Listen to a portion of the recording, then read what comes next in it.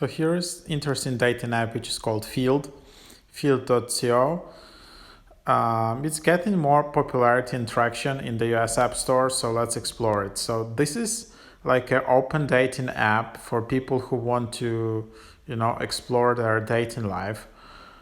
What they write here on the website: we believe nothing is more fluid or less binary than human relationships and desires. This is why we created Field, where everyone can be honest with themselves while being responsible toward others.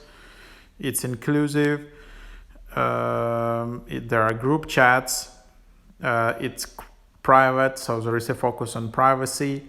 And then there are couple accounts where you can date together with your partner or a curious friend. It was featured in a number of media outlets. And this is like a positive space for humans looking to explore dating beyond the norm. Either you just curious about some alternative relationships or want to explore desires, Field will connect you with like-minded humans. That's basically the idea. So let's just go in the app itself. So here's how it looks like. So obviously you just see some dating profiles here. You can see some description. And then you can like or don't like that person, so similar as on Tinder. Then you have pings to let them know they caught your eye. If they like you back, they will appear directly in your connections, so you can do that. Then there are connections. As soon as someone likes you back, you will see them here. So this is basically your messages tab. Then there are likes. Humans who liked you will appear here. Field is a small community-minded space. It can take a while for people to find you, but they will. And then there is your account. Then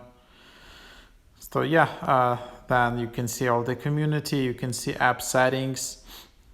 You can enable this interesting towns theme. You can disable some notifications. You can change the measurement. If you want, it's super easy to terminate and delete your account.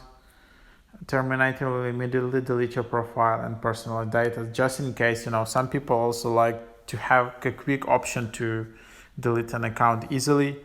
You can also deactivate or pause your account.